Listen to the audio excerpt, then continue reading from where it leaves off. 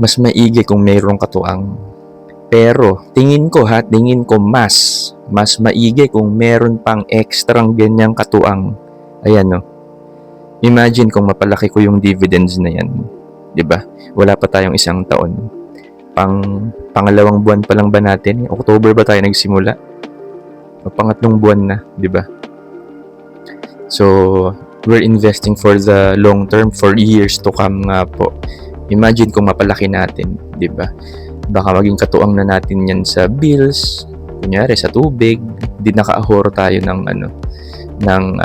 bill natin sa tubig for that month, 'di ba? So, yun. Mas maigi, tingin ko. Pero ewan ko, kanya-kanya tayong prinsipyo. Pero tingin ko mas maigi dahil dyan, may extra pa na katuang.